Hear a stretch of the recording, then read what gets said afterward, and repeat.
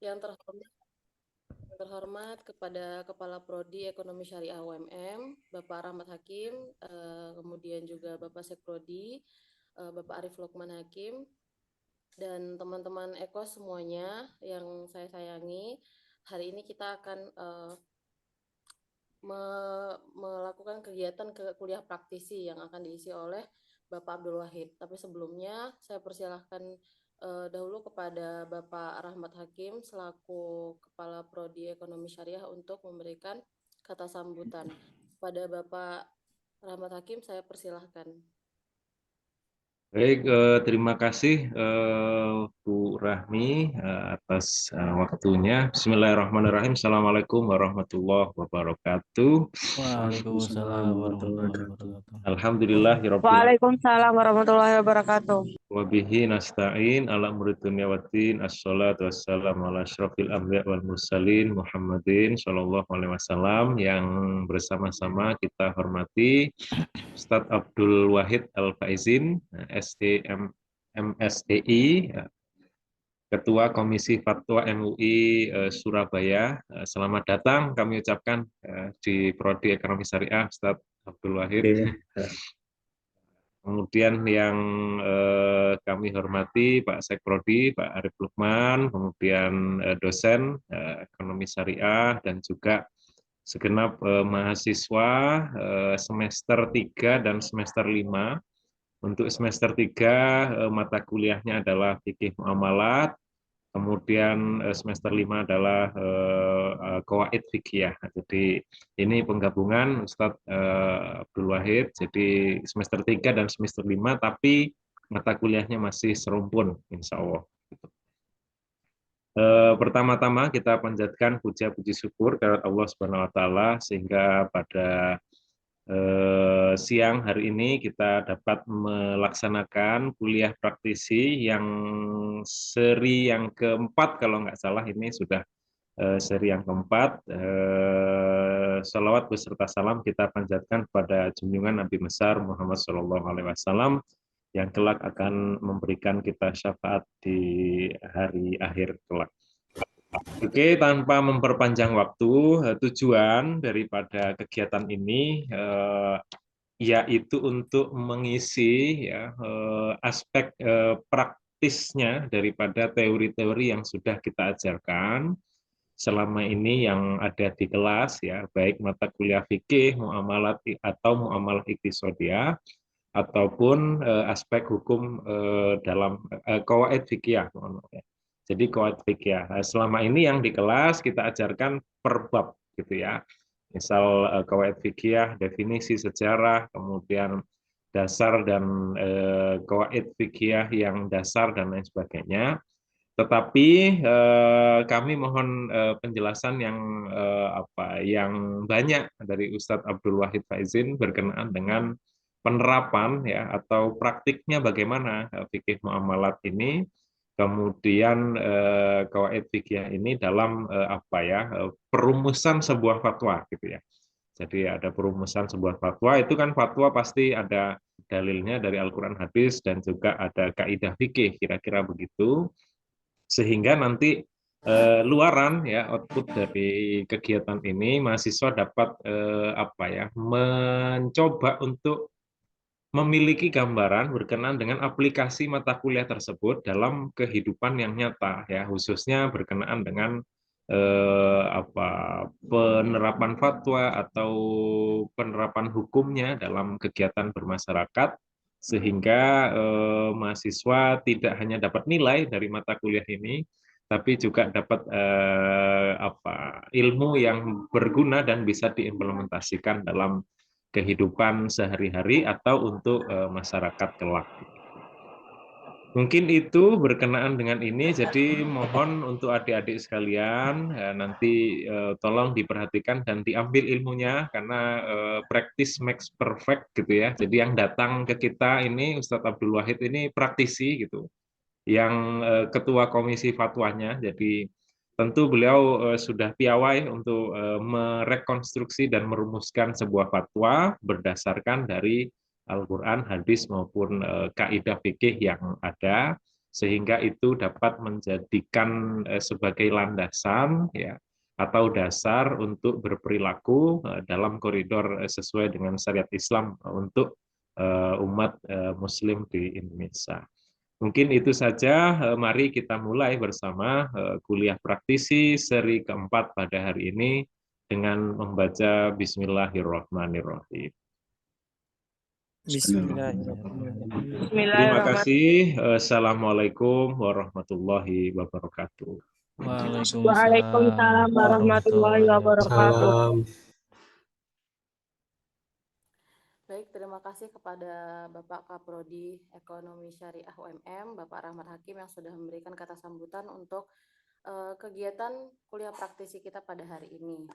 Nah, langsung saja kita ke acara intinya, yaitu pemaparan materi dari Bapak Abdul Wahid Al-Faizin. Tapi sebelumnya, tak kenal maka tak sayang ya, jadi saya akan memperkenalkan kepada teman-teman Eko semuanya,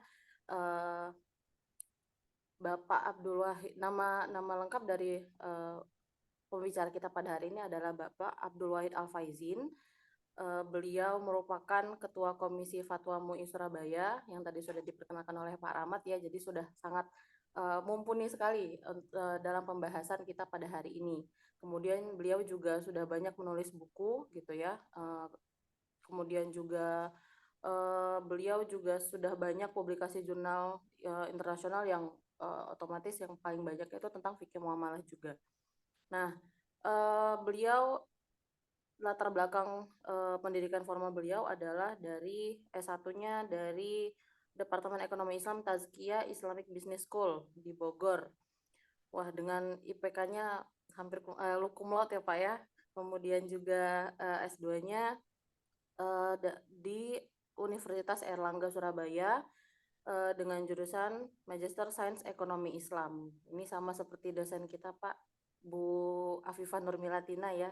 Sama berarti adik kelas kakak kelasnya nih Bapak nih. Nah, kemudian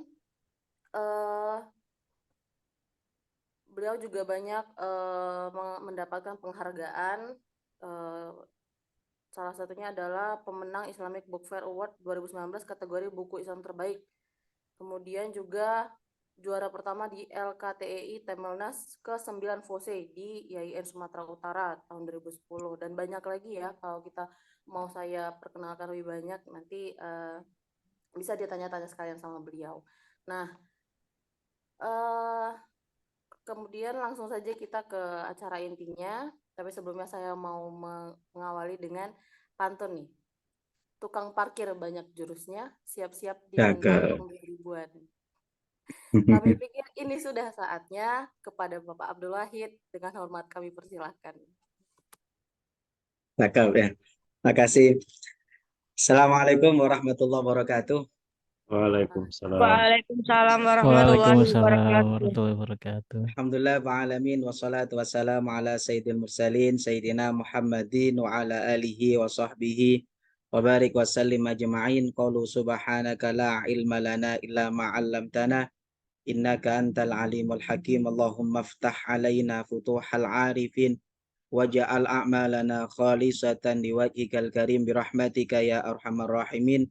Rabbi syrah li sadri wa yassir li amri wahlul 'uqdatam min lisani yafqahu qawli. Amma ba'du. Yang saya hormati Bapak Kaprodi, Bapak Rahmat Hakim, Bapak Arif, Ibu Rahmi, dan Ibu Afifah yang tidak bisa saya sebutkan satu persatu tanpa mengurangi rasa hormat saya kepada beliau-beliau semua, para mahasiswa, mahasiswi jurusan Ekonomi Syariah, apalagi yang masuk mata kuliah tentang fikih muamalah dan qawaid fikih. Alhamdulillah kita bisa dipertemukan di majelis ilmu yang insya Allah penuh barokah ini, meskipun majelis online, insya Allah tidak mengurangi keberkahan majelis ilmu ini. Semoga majelis ilmu ini menjadi penggugur dosa-dosa kita, menjadi peningkat derajat kita, dan semoga Allah Subhanahu wa Ta'ala sebagaimana memudahkan kita untuk mencari ilmu, Allah mudahkan kita untuk menuju surganya Allah Subhanahu wa Ta'ala. Amin ya rabbal alamin. Amin, amin, amin. Saya izin untuk share screen tentang masalah implementasi fikih muamalah. Nanti insya Allah kita akan sampaikan beberapa hal terkait tentang kita fokus nanti ke satu tema biar tidak melebar, yaitu bagaimana kita mengimplementasikan fikih muamalah dan kemudian kaidah fikih terutama dalam transaksi online yang tiap hari kita pakai. Saya yakin semuanya pemakai ini. Bukan hanya pengamat tapi pemakai untuk transaksi online. Semuanya pasti punya yang namanya dompet digital dan aplikasi-aplikasi marketplace lainnya. Sebelum itu saya ingin menyampaikan kalau kita lihat tentang karakteristik untuk kemudian pembangunan sebuah fikih muamalah itu membutuhkan beberapa hal. Yang pertama adalah ada usul fikih, ada qawaid fikih, ada tarikh tasyri'. Kenapa kok tarikh tasyri' ini penting? Karena ketika kita kemudian memahami satu fikih, satu hukum itu tidak terlepas background dari hukum itu ditelurkan. Makanya kadang-kadang ada satu hukum di satu era, itu cocok di era yang lain, itu kemudian perlu ada penyesuaian. Makanya salah satu kaidah fikih yang sangat ditekankan oleh Syekh Muhammad Ramadan Al-Buti, beliau mengatakan al-ahkam tatatawwar bitatawuril azminah wal amkinah wal ahwal, kata beliau. Hukum itu kalau bukan hukum yang bersifatnya pasti, hukum itu akan berkembang sesuai perkembangan zaman, perkembangan tempat, dan perkembangan kondisi. Ada beberapa hal nanti yang akan saya sampaikan terkait tentang perubahan, bukan perubahan hukum, tapi bagaimana hukum itu kemudian menyesuaikan dengan kondisi yang ada. Salah satunya kalau kita kenal dulu di bab fikih yang namanya majelis akad itu adalah kalau ketemu. Tapi sekarang kan tidak bisa majelis akad itu selalu ketemu. Nah, ini yang namanya al-ahkam tatatawwar bitatawuril azminah wal amkinah wal ahwal. Maka hukum-hukum itu akan sangat terpengaruh perkembangannya dengan perkembangan zaman, waktu, dan kondisi. Inilah peran penting bagaimana kita mereaktualisasi. Jadi kaidah-kaidah fikih, kemudian hukum-hukum fikih itu perlu kita reaktualisasi. Setiap saat itu perlu kita reaktualisasi. Nah, inilah yang kemudian cocok bagi teman-teman yang jurusan fikih muamalah dan qawaid fikih untuk kemudian mereaktualisasi apa-apa yang telah dipelajari dalam kondisi-kondisi yang mungkin beda dengan kondisi sebelumnya. Nah, kalau kita bicara tentang masalah perumusan hukum, ada Al-Quran hadis, ada usul fikih, ini kemudian ada qawaid fikih dan macam-macam. Ini kemudian akan menimbulkan yang namanya rumusan hukum fikih. Ini tidak akan saya jelaskan karena saya yakin ini sudah dijelaskan di perkuliahan. Kalau kita bicara tentang sumber hukum itu kalau kita belajar usul fikih, masadirus syariah itu kan ada 10. Ada 4 yang mujma' alaih, ada yang 6 yang mukhtalafeh. Sumber hukum itu ada 10, yang mujma' alaih itu kan Al-Quran, hadis, ijma' dan qiyas. Ini yang mujma' alaih. Tapi ada beberapa sumber hukum itu yang kemudian ada yang mukhtalafeh. Itu kemudian ada 6. Ada kemudian istisan, istislah, ada satu daro'i, ada uruf, ada kemudian syar'u mangqoblana, dan lain sebagainya. Ini juga tidak akan perlu saya jelaskan, karena itu sudah dijelaskan di perkuliahan usul fikih. Cuma ada yang menarik adalah ada salah satu peneliti yang meneliti tentang fatwa-fatwa yang berkaitan tentang fikih muamalah. Jadi beliau itu salah satu tesisnya, beliau itu meneliti tentang fatwa-fatwa yang dikeluarkan di SN. Kesimpulan beliau satu, apa? Hampir semua fatwa DSN itu dilandasi oleh al-masalih al-mursalah, memberikan kemaslahatan. Jadi fatwa-fatwa DSN itu kalau kita lihat karakternya tidak terikat dengan satu madhab. Karena ada satu madhab itu tidak bisa dijadikan satu, tidak bisa ada peluang dicarikan madhab yang lain. Kenapa? Karena fatwa DSN itu lebih banyak kepada memberikan kemudahan dan memberikan maslahah. Makanya ada salah satu peneliti yang ketika meneliti fatwa-fatwa DSN mulai awal sampai akhir, kebanyakan adalah mereka itu mencari yang maslahah yang mana. Jadi lebih banyak al-masalih al-mursalahnya yang dikedepankan. Bukan masalah kemudian mengikuti satu mazhab. Inilah pentingnya kita belajar. Kalau kita belajar fikih itu belajar beberapa perbandingan mazhab. Tidak cukup satu mazhab. Nanti akan saya sampaikan beberapa contoh. Ya. Makanya satu ulama mengatakan manitasa ilmu qalla ingkaruh. Orang yang ilmunya luas, maka dia tidak akan gampang menyalahkan orang lain. Kenapa? Karena dia tahu 10 itu tidak harus 5 tambah 5. Tapi 10 itu bisa 2 tambah 8, bisa 3 tambah 7, bisa 4 tambah 6, bahkan bisa 1 tambah 9. Tapi orang kalau belajar satu pendapat madhab, maka dia akan menjadi orang yang kaku dan gampang menyalahkan. Karena dia hanya tahu 10 itu 5 tambah 5. Maka dia akan gampang menyalahkan orang yang mengatakan 2 tambah 8 itu 10. Sama dengan hukum fikih muamalah. Makanya perlu kita belajar lintas madhab itu seperti itu. Karena nanti di fatwa DSN itu tidak terikat madhab tertentu. Mereka pasti akan melihat tentang bagaimana yang maslahah. Nah, contoh konkret itu kalau saya contohkan ya, orang sholat saja ngangkat tangan sampai turun tangan itu kalau dalam bab sholat itu ada 11 cara. Hanya ngangkat sampai nurunkan tangan itu kalau dalam bab fikih itu ada 11 cara. Nah, karena kita belum bahas itu, kita gak akan bahas itu. Contoh lagi kalau kita dalam hal fatwa MUI ya, contoh yang sekarang yang kemarin sempat ngetren sebelum saya bahas tentang fikih muamalah, tentang masalah karmin. Karmin itu kalau ikut Syafi'i tidak ada cara. Karena mazhab Syafi'i itu sepakat, memang dalam mazhab Syafi'i itu ada perbedaan. Apakah hewan yang tidak punya darah mengalir itu suci atau najis? Imam Al-Qafal dalam mazhab Syafi'i mengatakan suci. Tapi untuk konsumsi semua mazhab Syafi'i itu ulamanya sepakat yang namanya hewan itu selain ikan dan belalang itu hukumnya haram dimakan. Tapi MUI kemudian mengambil mazhab yang lain, apa? Mazhab Maliki. Lah ini nanti akan kita temukan dalam beberapa kasus fatwa-fatwa yang terkait tentang fikih muamalah. Tidak akan terikat dengan satu mazhab. Kenapa? Karena ada beberapa mazhab itu yang ketat. Contoh dalam mazhab Syafi'i itu yang ketat dalam bab ijarah. Ijarah itu mazhab Syafi'i. Kalau ijarah manfaat, kan ijarah itu ada dua nanti. Ada ijarah manfaat, ada ijarah mausufah fi dhimmah, ada ijarah yang kemudian berkaitan tentang ijaratul amal yang muayyan. Itu kalau mazhab Syafi'i, ijarah yang mausufah fi dhimmah. Contoh, orang sewa bus. Itu kan sewanya bukan travel ya. Travel itu kan sewanya bukan sewa busnya. Menyewa travel untuk ngantar ke satu daerah. Lah ketika mengantarkan ke satu daerah, busnya nggak ditentukan. Yang penting busnya layak dan mengantarkan satu daerah. Itu namanya ijarah mausufah fi dhimmah. Lah ijarah mausufah fi dhimmah kalau mazhab Syafi'i itu ketat. Kenapa kok ketat? Karena yang namanya sewa, uang sewanya harus di awal, sebagaimana akad salam. Contoh nanti akan saya contohkan adalah COD. COD itu kalau mazhab Syafi'i nanti haram. Nah, akan kita sampaikan. Nah, ini yang kemudian sebagai pembuka untuk kita memahami tentang bagaimana ketika kita merumuskan satu fatwa itu jangan terikat dengan satu mazhab. Nah, ini yang akan kita bahas. Bagaimana implementasi dalam sarana transaksi modern, majelis akad online, kemudian dalam hal qobet nanti akan saya jelaskan. Kemudian dalam metode pembayaran itu ada beberapa hal yang perlu kita pelajari. Kemudian dompet digital, insya Allah nanti akan kita bahas sekilas tentang dompet digital. Nanti akan kita lihat kenapa dalam satu masalah itu bisa ada yang mengharamkan, bisa yang menghalalkan.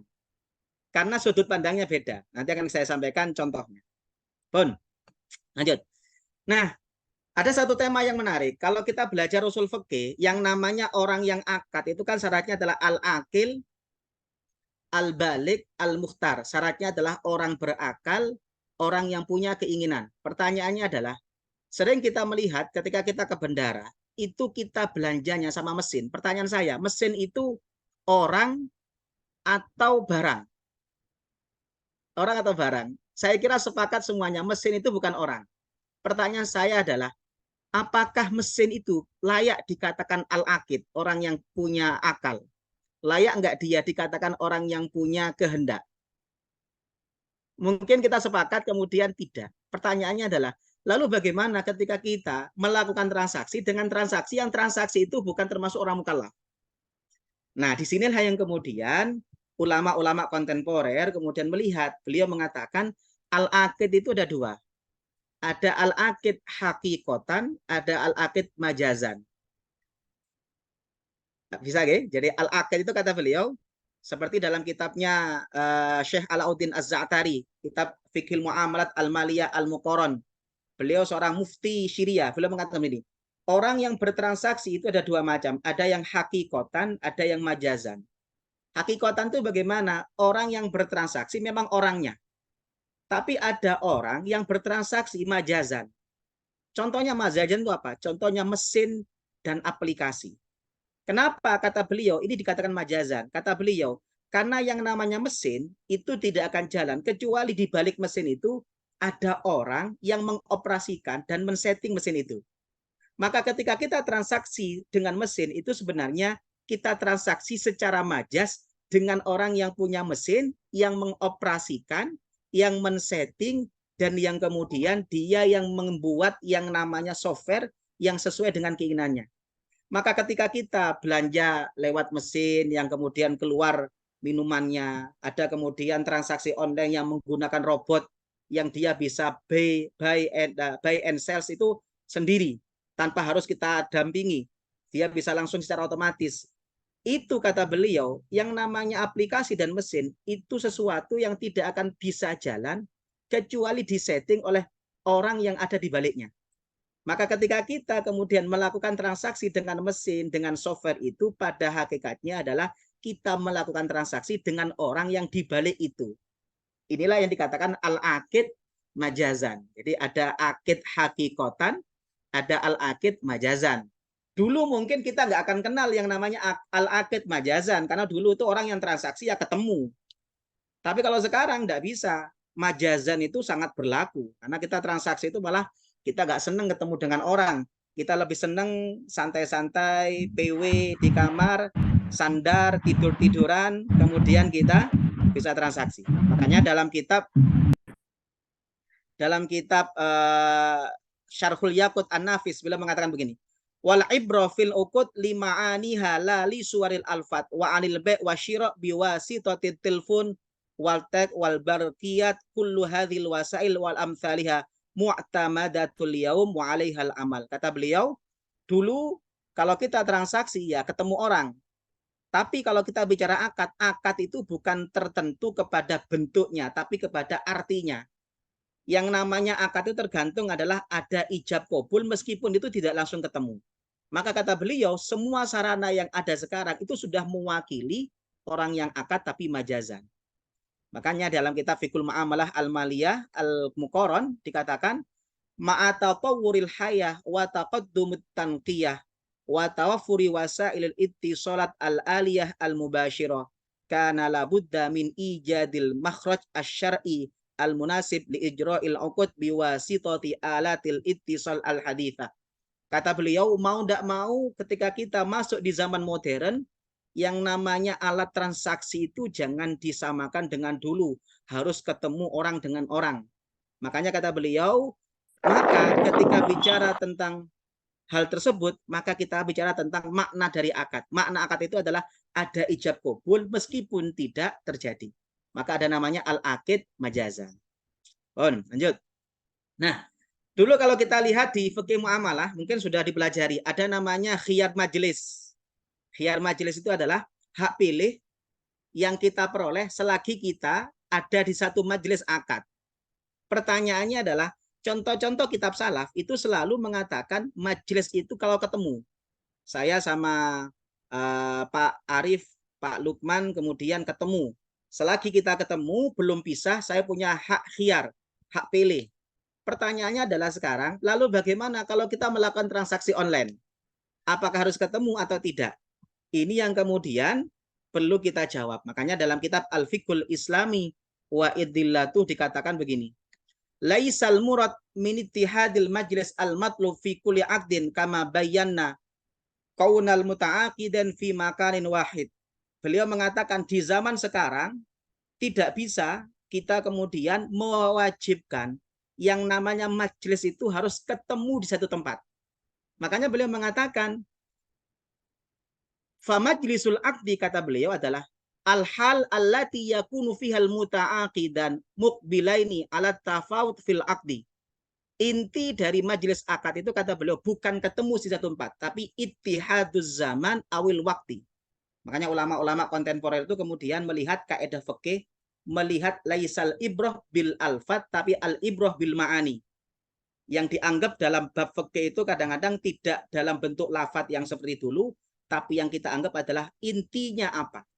Inti dari satu majelis itu kata beliau adalah satu waktu, satu masa di mana kedua orang itu melakukan transaksi.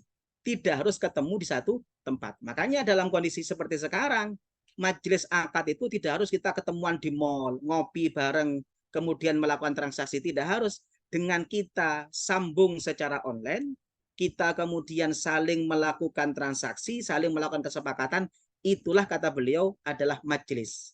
Ketika kita sudah selesai, maka majelisnya sudah selesai. Ini namanya tatatawur bitatawuril azminah wal amkinah. Bisa jadi dulu yang seperti ini tidak akan kita temukan di kitab-kitab salaf.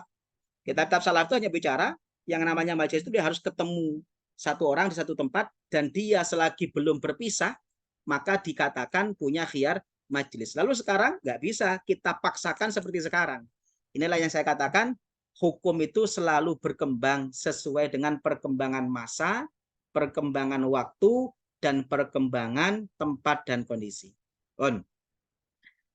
Lanjut. Nah ini kalau kita lihat tentang fatwa ini saya pakai bahasa Arab, insya Allah ngerti semua ya Pak Arif. Insya Allah. Insya Allah ngerti. Kan jurusan fikih muamalah. Ya. Kan Ya mungkin syariah, ada syariahnya.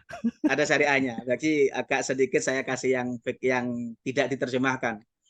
Dalam kitab Majma'ul Fiqih Al-Islami, ketika beliau membahas tentang sarana modern, beliau mengatakan begini, idza tammat ta'aqud baina ghaibaini la yajma'uhuma makanun wahid. Ketika ada transaksi, ini sudah sempurna antara dua orang yang tidak ketemu.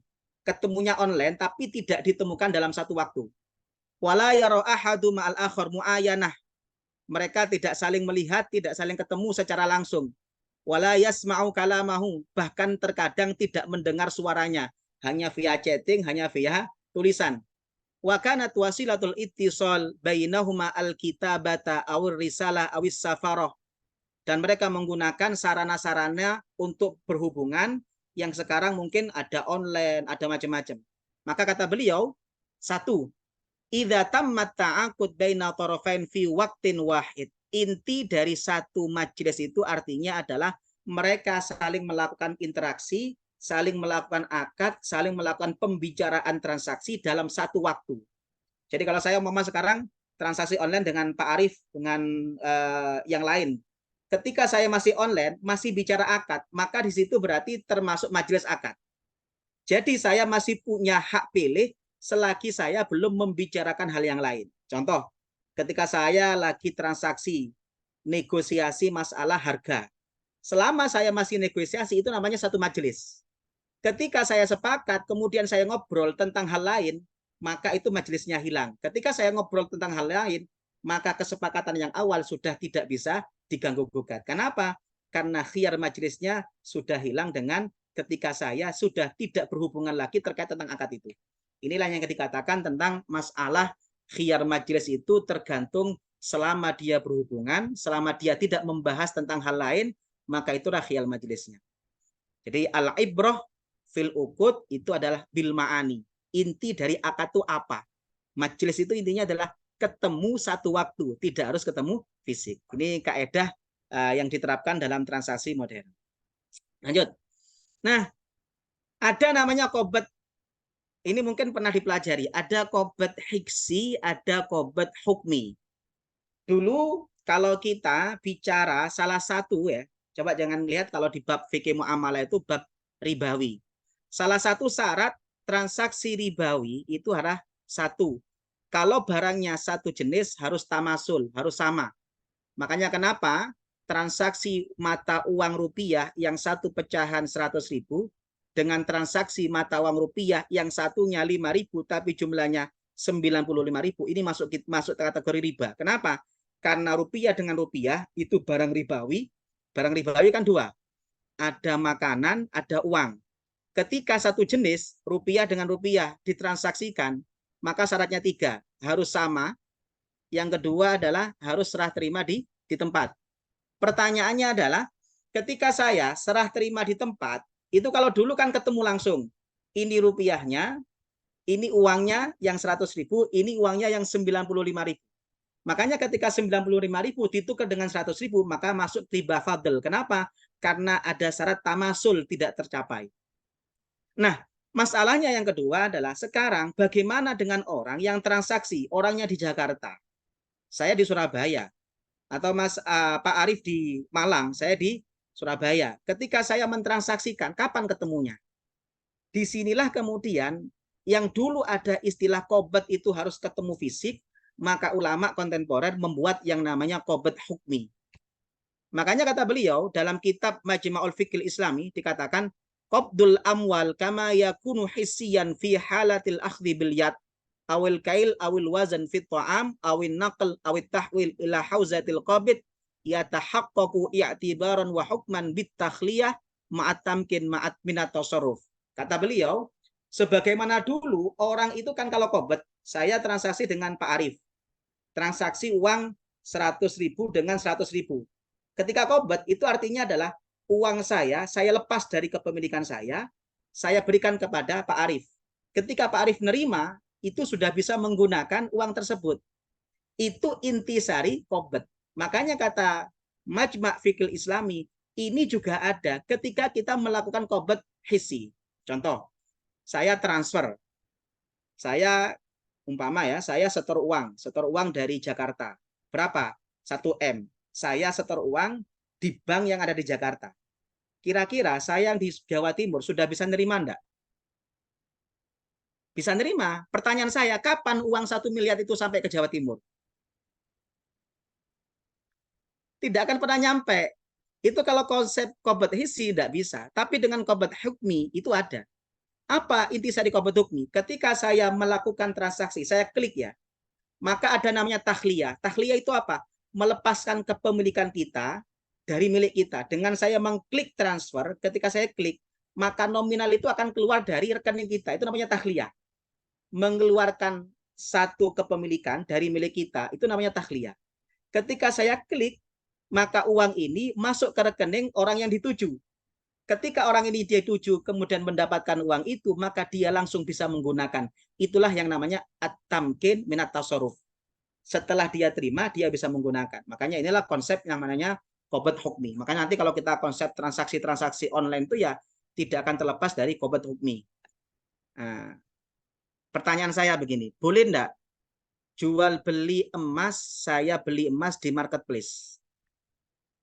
Ada yang bisa jawab? Boleh enggak saya jual beli emas di marketplace? Saya beli emas antam 25 gram. Saya beli di marketplace. Saya transfer, kemudian emasnya dikirim lewat kurir. Boleh enggak? Ada yang bisa jawab, mahasiswa? Biar interaktif. Ada yang bisa jawab? Silakan teman-teman Ekos, jawabannya boleh lewat room ininya ya, chat room. Ini kan berkaitan tentang qabd ya. Qabd.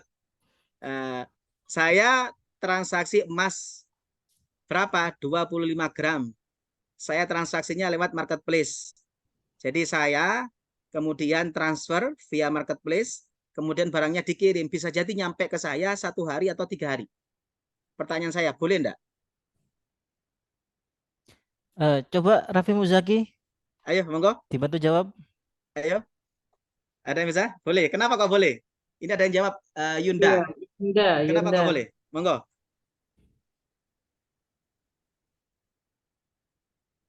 Halo? Silakan Yunda. Gak apa-apa, mau alasannya sepemahaman kamu juga nggak apa-apa ya Pak ya? Nggak apa-apa, Sebisanya. monggo. Nggak apa-apa. Ini kan sekaligus menguji pemahaman kita terhadap apa yang telah kita pelajari.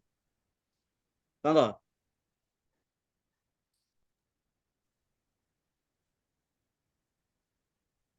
Wah, Oke. Gimana? Tidak boleh. ada yang bilang nggak boleh ini. Ya. Nah, sebenarnya bisa kita jawab boleh, bisa kita jawab tidak boleh. Kenapa? Saya kasih tahu. Nah, kalau kita bicara tentang sudah belajar tentang fikih bai'ur ribawi ya, jual beli barang ribawi. Barang ribawi kan ada 2. Ada uang nakdiyah, ada makanan.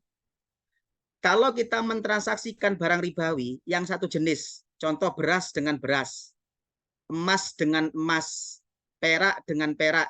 Perak dengan perak ini satu jenis, sama-sama uang, jenisnya sama. emas dengan emas, maka kan syaratnya 3. 1, ukurannya harus sama. Jadi kalau saya umpama tukar emas 1 gram, maka harus sama dengan 1 gram. Tidak melihat nilai. Maka kalau umpama saya menjual emas yang kemudian sudah jadi cincin, harganya 2 juta. Saya tukar dengan emas 2 gram, yang harganya juga 2 juta, maka terjadi riba. Kenapa kok riba? Karena yang satunya 1 gram, yang satunya 2 gram. Bisa dipahami ya? Itu kalau satu jenis. Syarat yang kedua, harus serah terima di tempat. Ketika saya mau nukar emas dengan emas, maka saya kemudian harus serah terima di tempat. Emasnya dikasihkan sekarang, yang lainnya juga dikasihkan sekarang. Ini kalau satu jenis. Kalau beda jenis, tapi satu ilat. Contoh satu jenis, satu ilat. Saya nukar emas dengan perak. Ini namanya beda jenis, tapi satu ilat. Karena sama-sama nakdiyah. Saya nukar rupiah dengan dolar. Beda jenis, tapi satu ilat. Sama-sama uang. Maka syaratnya kan 2. Apa syaratnya 2? Harus tunai, harus serah terima di tempat. Makanya dalam fatwa MUI, transaksi falas itu yang boleh adalah hanya yang spot, yaitu yang tunai. Kenapa? Karena sama-sama uang tapi beda. Maka boleh beda jumlahnya. 1 dolar boleh 14.000, tapi harus serah terima di tempat. Pertanyaannya adalah, emas ini sekarang apakah masih kategori nakdiyah atau sudah berubah menjadi barang? Kalau di hadis itu kan adzahab bidzahab wal fiddah bil fiddah. Pertanyaan sekarang, emas ini apakah statusnya masih uang atau sudah barang seperti laptop? Rata-rata ulama-ulama Arab Saudi, ulama-ulama Timur Tengah itu mengatakan emas itu selama-lamanya statusnya nakdiyah. Berarti ketika saya jual emas, emas ini statusnya uang. Rupiah itu juga uang. Paham ya? Nah, ketika saya mentransaksikan emas uang dengan uang, ini kan beda jenis. Satunya emas, satunya rupiah. Ketika ditransaksikan, syaratnya 2. Harus serah terima di tempat, harus tunai. Ketika saya mentransaksikan emas via marketplace, yang terjadi apa? Tidak ada serah terima di tempat dan itu tidak tunai. Kenapa? Saya mentransfer uangnya sekarang, tapi emasnya baru dikirim besok. Maka terjadi yang namanya riba nasi'ah.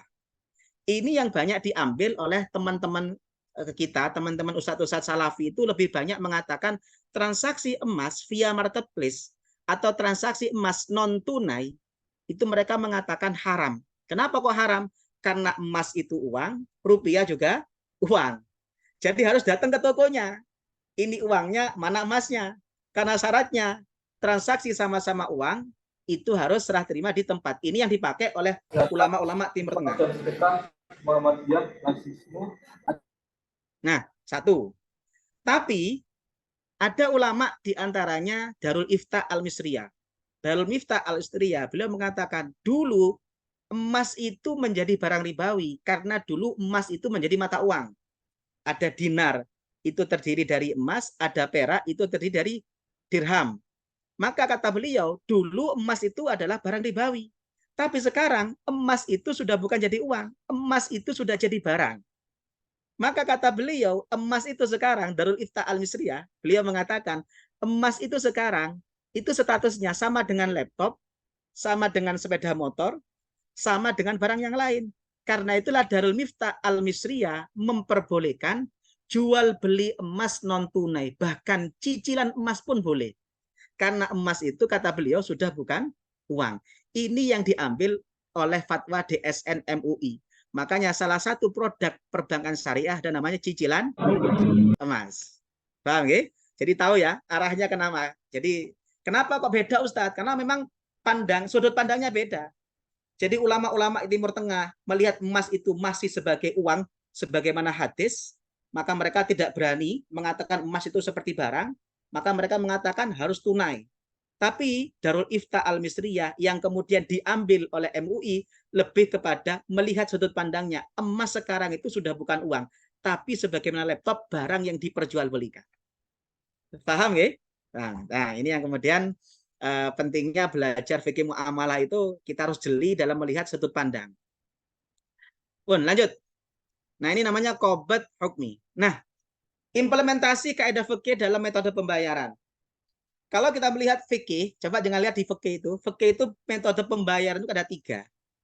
Ada uang sekarang, barang sekarang. Ada transaksi itu saya ngasih uangnya sekarang, barangnya sekarang. Itu namanya bai'un naqdi, jual beli tunai. Itu hukumnya boleh. Ada yang kedua, barang sekarang, uang nanti. Jual beli kredit dalam bahasa fikih namanya bai'ut taksid. Itu juga boleh. Ada tipe ketiga, uangnya sekarang, barang nanti. Itu namanya bai'us salam. Uangnya sekarang, barangnya nanti. Yang tidak ada itu yang ketiga. Uang nanti, barang nanti. Saya ulang lagi, dalam Islam itu metode pembayaran dalam fikih itu yang nggak ada yang keempat. Uang nanti, barang nanti. Ini yang dikenal dengan bai'ul kali bil kali. Ini yang tidak boleh. Pertanyaannya, lalu bagaimana dengan COD? COD itu uang sekarang atau nanti? Nanti. Nanti. Barangnya ya nanti ya. Barangnya sekarang atau nanti? Nanti.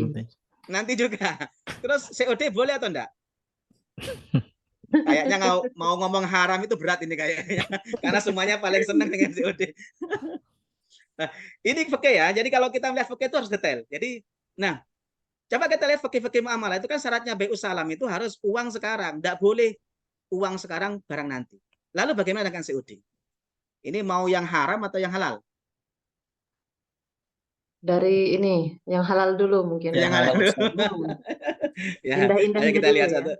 Ya, biasanya kalau saya tanya, Ustadz, carikan yang halal, Ustadz, biar saya bisa gunakan.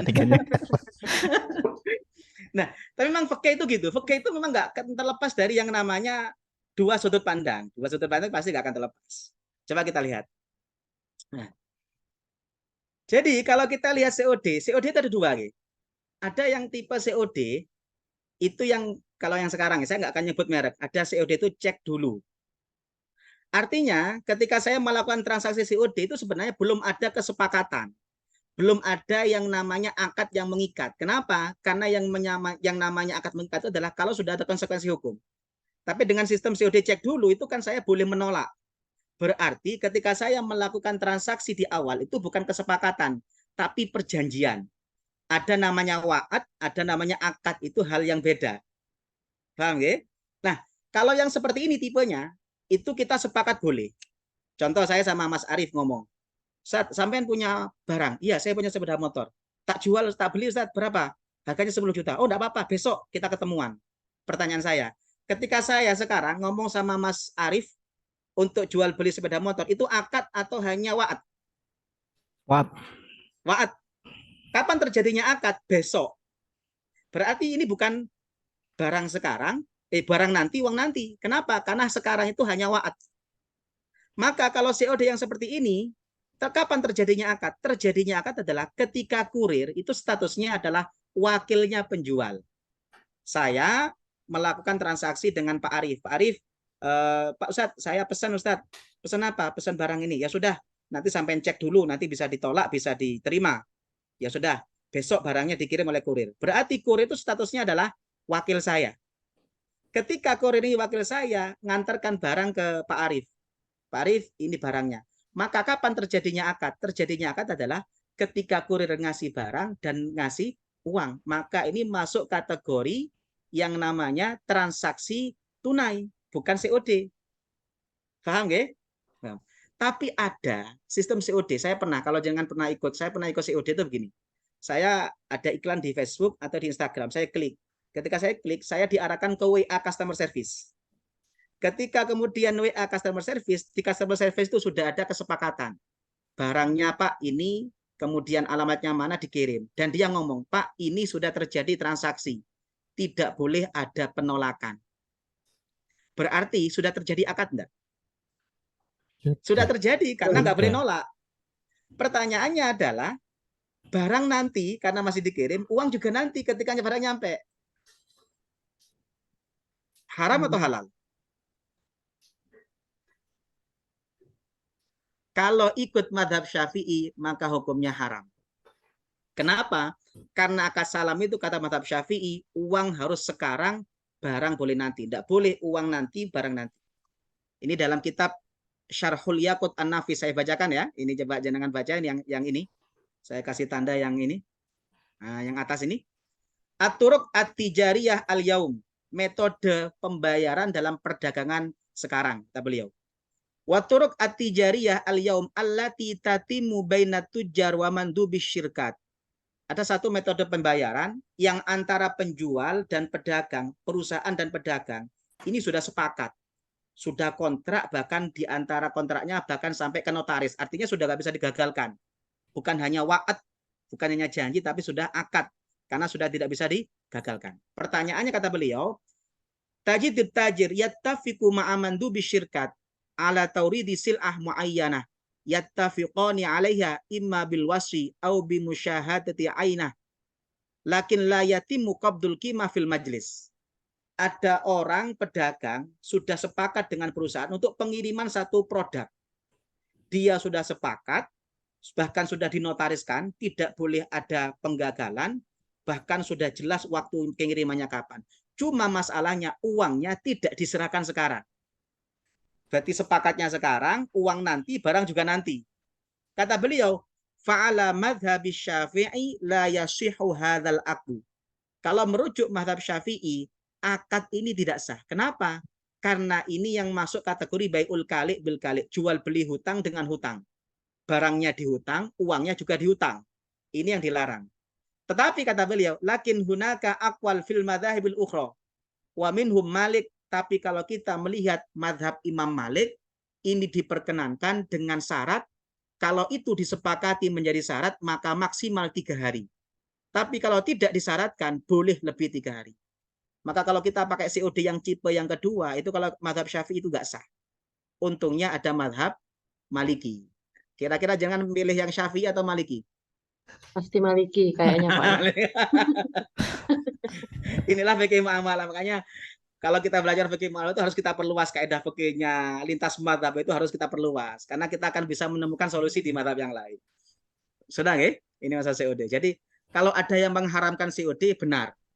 Karena berarti dia mengikuti madhab Syafi'i. Kalau ada yang mengatakan halal, yang penting pengirimannya tidak lebih dari 3 hari, boleh ikut madhab Maliki. Saya yakin semuanya sepakat dengan Imam Malik. Meskipun tiap hari pakai Syafi'i. Ini madhab gado-gado. Rano-naro rame rasanya ini. Oh, lanjut.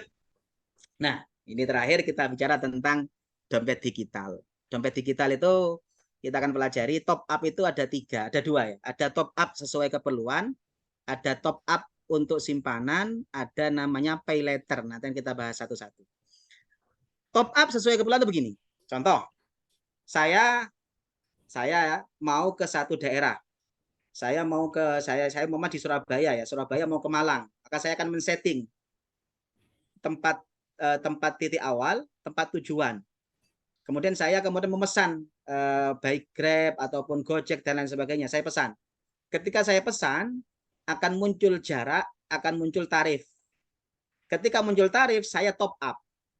Ketika saya top up, tujuannya apa? Untuk membayar tarif yang disediakan oleh jasa pengiriman. Maka kalau akad seperti ini, kita sepakat semuanya boleh. Kenapa kok semuanya boleh? Karena akad seperti ini tidak bermula dari hutang piutang. Ketika saya memesan Gojek umpama, saya memesan Gokar, saya memesan Grab, itu apakah ada hutang piutang? Kan tidak ada. Itu murni jasa, ijaroh. Nah, ketika saya kemudian mendapatkan tarif, maka top up yang saya top upkan itu adalah upah yang dibayar di awal. Paham ya? Sama dengan begini, saya nyewa tukang. Pak tukang, sampean saya sewa, 1 harinya adalah 100. Berarti 1 minggu 600. Ketika saya kemudian nyewa 600 per minggu, saya bayar di awal. Boleh apa enggak? Boleh, karena dibayar di awal itu namanya upah yang dibayar di awal.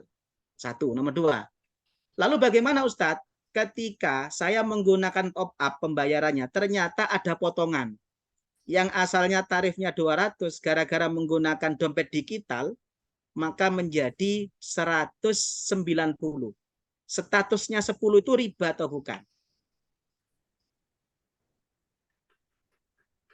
Statusnya 10.000 itu riba atau bukan? Bukan riba. Kenapa kok bukan riba? Karena tidak bermula dari hutang piutang. Paham ya? Statusnya 10.000 itu kalau dalam bahasa fikih adalah tanazulul hak, menggugurkan hak. Jadi contoh, ada tukang yang seharusnya saya bayar 1 minggu itu 600.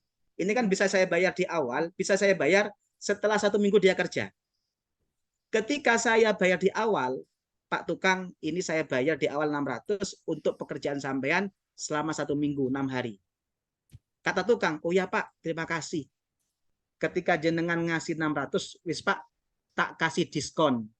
Cukup bayarnya 575.000. Statusnya yang 25.000 itu apa? Bukan riba. Kenapa? Karena nggak ada hutang piutang. 25.000 itu adalah tanazulul hak saya, Pak tukang, itu menggugurkan haknya karena dia dibayar di awal. Dan itu secara fikih boleh. Paham ya? Jadi kalau top up tipe pertama, itu sepakat boleh. Nah, ini beberapa pendapat ulama, riba itu apa namanya, ujroh itu, upah itu sebenarnya boleh di awal, boleh di akhir. Sedikit melenceng. Dulu ada isu, ini saya nggak bicara politik ya, dulu ada isu orang haji, dana haji itu digunakan untuk pembangunan infrastruktur. Pertanyaannya, setelah fikih boleh atau enggak? Jangan bicara politik ya. Dulu ada isu pemerintah itu akan menggunakan dana haji itu untuk pembangunan infrastruktur. Pertanyaan saya, boleh atau enggak? Sesuai akadnya sebelumnya. Akadnya wadiah atau apa gitu mungkin. Nah, perlu kita pahami.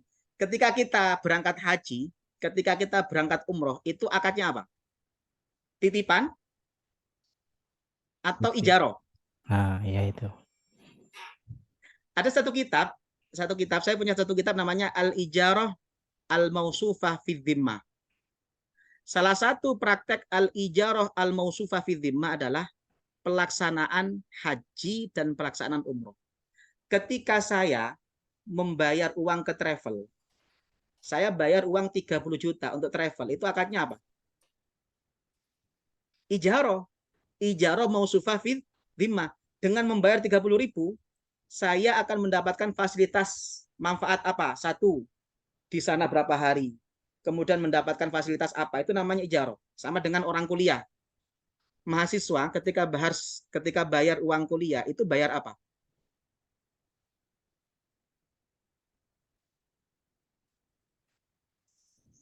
Mahasiswa bayar uang kuliah itu bayar apa? Akadnya apa? Ijarah mausufah fi dhimmah. Dikatakan ijarah muayyanah nggak tentu. Kenapa? Karena kelas kan tidak ditentukan. Yang penting ada kelas kosong, kadang-kadang bisa pindah-pindah.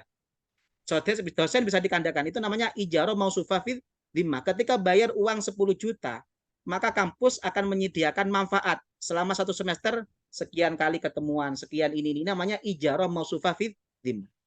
Nah, kalau dalam mazhab Hanafi dikatakan begini, coba jangan baca yang di akhir ini, nah, yang falhasil. Falhasil annal ujroh la tumlaku indana illa bi ahadi ma'anin. Kata mazhab Hanafi, upah itu tidak bisa dimiliki kecuali dengan salah satu. Yang pertama, syartut ta'jil, disyaratkan dibayar di awal. Wathani at-ta'jil min ghairi syartin, dibayar di awal tanpa syarat. Yang ketiga, istifa'ul ma'qud alaih, setelah manfaatnya dilaksanakan. Pertanyaan saya begini, saya kasih gambaran. Ketika saya nyewa rumah, ada mahasiswa ngekos atau nyewa rumah selama 1 tahun. 1 tahunnya berapa? 10 juta. Pertanyaan saya, 10 juta itu namanya apa? Upah, iya kan? Saya nyewa rumah, saya wajib bayar upah. Upah itu namanya ujroh. Ujrohnya dibayar di awal, bukan nunggu 1 tahun, iya kan? Saya nyewa rumahnya kan 1 tahun, tapi tidak saya bayar nunggu 1 tahun. Saya bayar di awal. Ini namanya ujroh, dibayar di awal. Pertanyaan saya, uang 10 tahun ini, 10 juta ini, miliknya siapa? Miliknya saya yang nyewa atau miliknya pemilik rumah? Ayo. Ketika saya bayar 10 juta, ini kan berarti saya bayar uang sewa selama 1 tahun. Berarti upah di awal. Pembayaran upah di awal. Pertanyaan saya, uang 10 juta ini, Uangnya saya yang nyewa atau uangnya pemilik rumah? Milik rumah. Pemilik rumah. Kenapa? Makanya di sini katakan la tumlaku indana illa bi ahadi ma'anin. Upah itu tidak dimiliki oleh orang yang memberi yang menyediakan manfaat kecuali dengan salah satu. Apa? Salah satunya adalah upah yang dibayar di awal. Pertanyaan saya, ketika saya bayar porsi haji, itu akadnya apa? Ijaroh. Sepakat ya? Berarti 25 juta itu adalah upah yang saya bayar di awal. Benar atau enggak? Iya, Nah, itu haknya siapa? Saya atau pemerintah? pemerintah. Pemerintah. Berarti kalau pemerintah menggunakan untuk infrastruktur, boleh enggak? Boleh, berarti. Secara oke ya, jangan bicara politik ya. Kalau bicara politik kan nggak ada selesainya ya. Kalau secara fikih boleh. Sama dengan begini, saya ketika bayar ke travel uang 30 juta. Pertanyaan saya, ketika travel mendapatkan uang 30 juta padahal belum berangkat. Boleh nggak oleh travel digunakan untuk beli mobil operasional? Gaji karyawan? Boleh, kenapa? Karena ketika saya bayar 30 juta, itu namanya upah dibayar di muka. Upah dibayar di muka itu menjadi haknya, miliknya pemilik manfaat. Tapi dia punya kewajiban untuk menyediakan manfaat yang telah dijanjikan. Paham ya? Maka ketika saya membayar top up kepada aplikasi di awal, itu namanya upah yang dibayar di awal. Nah, pun yang kedua, ini yang agak sedikit krusial ya, agak sedikit krusial. Yang kedua, ini kesukaan ibu-ibu. Biasanya ibu-ibu itu kalau ke suami, itu paling seneng pegang HP-nya suami, masuk ke menu top up. Nah, untuk men-top up sesuai keinginan. Pertanyaan saya, yang tipe yang kedua ini, saya ini menggunakan jasa atau enggak? Belum kan? Belum. Kalau yang tadi kan sudah menggunakan jasa. Berarti ketika saya top up di awal itu kan membayar jasa di awal. Kalau tipe kedua kan enggak. Saya top up 1 juta. Saya top up 500.000. Pertanyaan saya, 500.000 ini statusnya apa? Upah? Bukan, wong saya belum dapat jasa.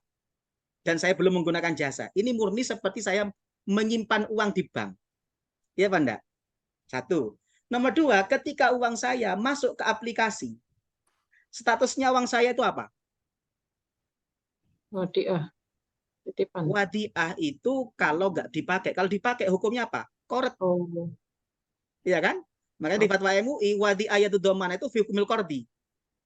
Ketika uang saya masuk di aplikasi oleh perusahaan, bisa dipakai enggak?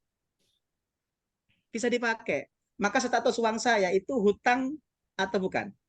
Hutang. Berarti ketika saya top up 1 juta, itu sama dengan saya menghutangi perusahaan sejumlah uang 1 juta.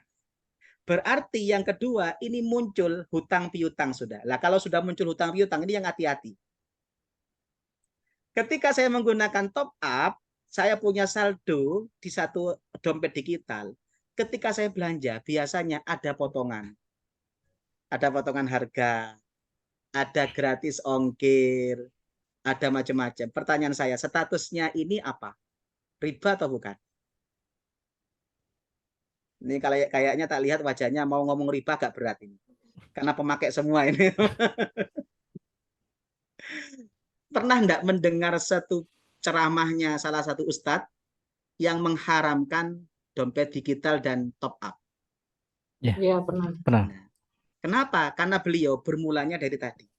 Karena beliau menganggap yang namanya top up itu adalah saya menghutangi pemilik aplikasi, dan kemudian ketika saya mendapatkan potongan harga, mendapatkan diskon, mendapat gratis ongkir, maka ini adalah hadiah dalam hutang piutang. Hadiah dalam hutang piutang itu masuk riba.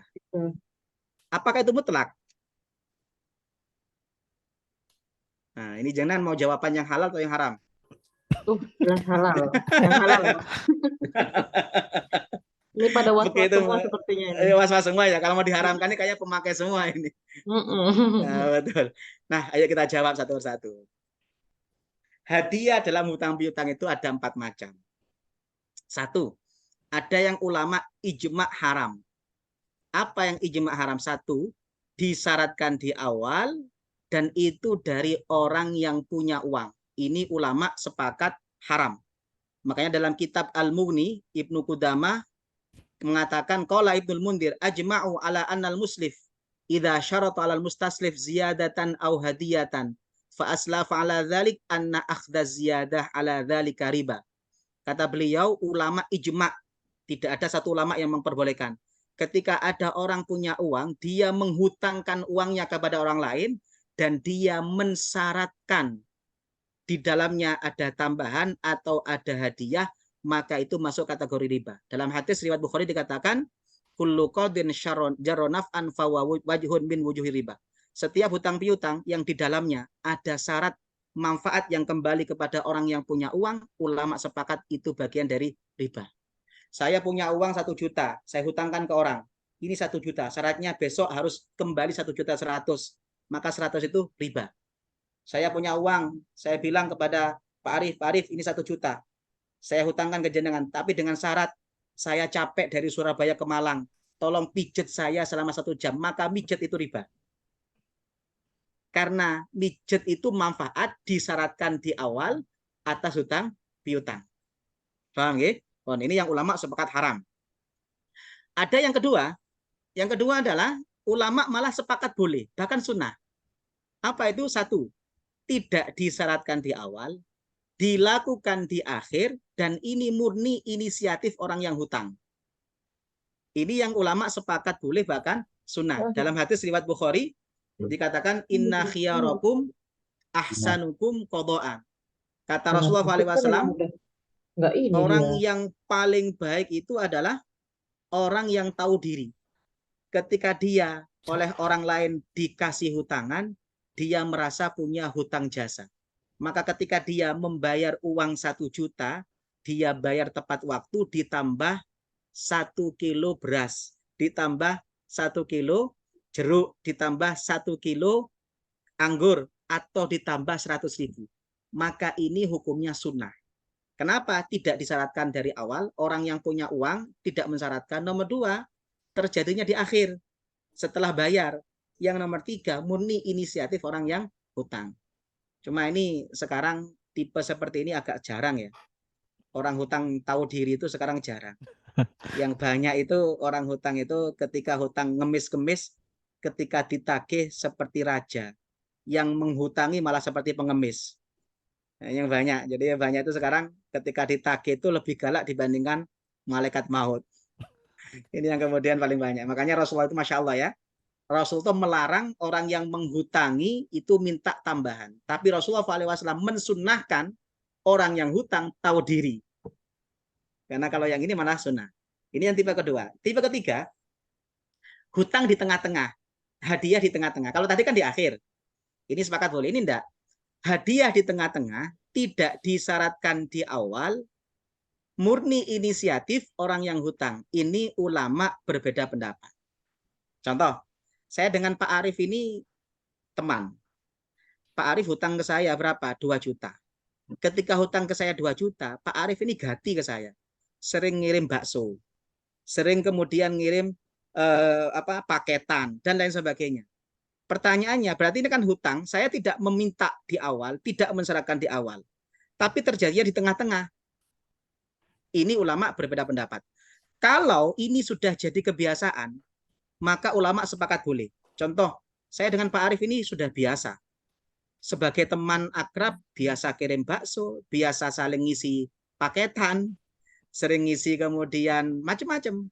Ketika Pak Arif punya hutang ke saya, kebiasaan ini masih ke bawah. Ini ulama sepakat boleh. Nah, beda dengan begini. Saya dengan Pak Arif, teman lama, tidak teman ketemu. Sekalinya ketemu, golek utangan. Sekalinya ketemu golek utangan. Sekalinya hutang, gati. Setelah hutang ke saya kok malah gati. Padahal sebelumnya nggak gati. Ini mayoritas ulama madhab 3 mengatakan haram. Kenapa? Karena dikhawatirkan ini adalah proses suap untuk penunda pembayaran supaya nggak ditagih. Makanya Hanafi, Maliki, Hambali mengatakan haram. Paham ya? Nah, pertanyaan saya, top up tipe kedua itu masuk kategori yang mana? Yang pertama, kedua, ketiga, atau keempat?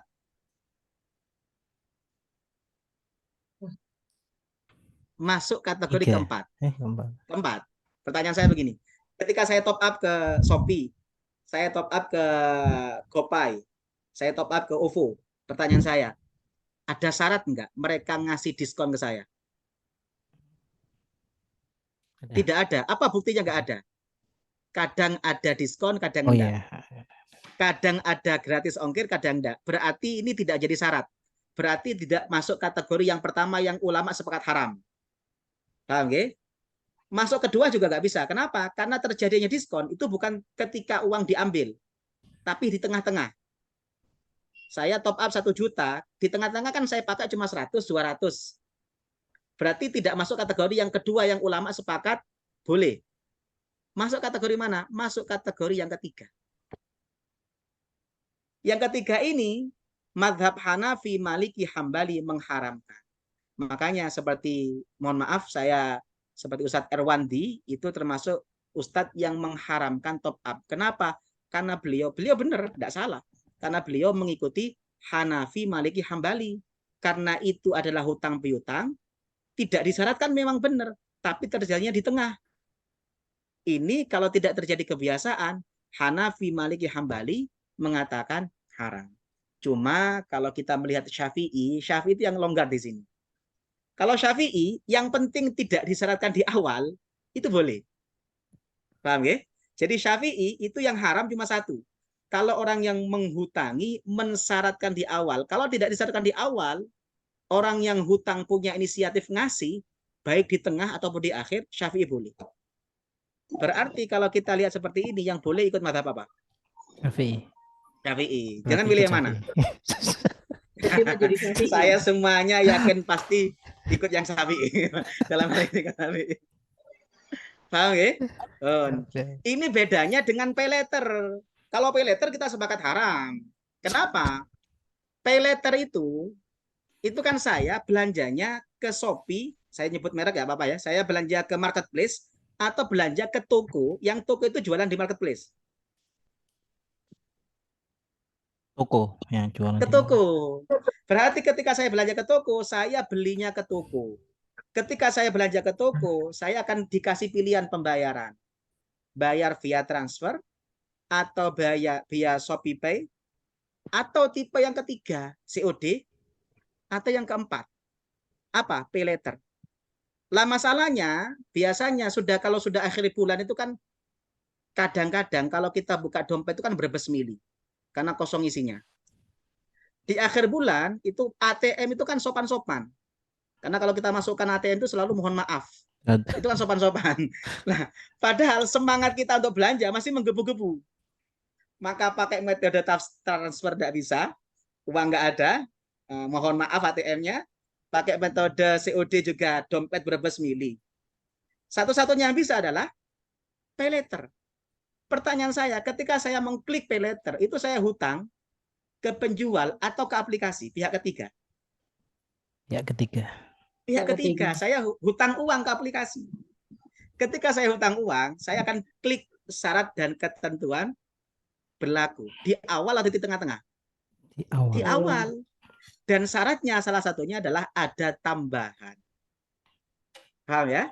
Makanya di MUI Jawa Timur, fatwa MUI Jawa Timur, kemarin Ijtima Ulama MUI Jawa Timur, itu mengharamkan pay letter. Kenapa? Karena pay letter itu adalah hutang ke pihak ketiga yang disyaratkan di awal ada tambahan. Beda dengan GoPay-nya yang kayak tadi itu masih ada celah untuk boleh.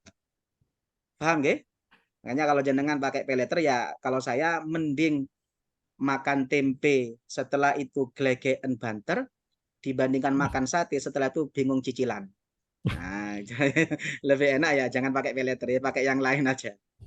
Bun, ini sebenarnya ada tentang GoFood.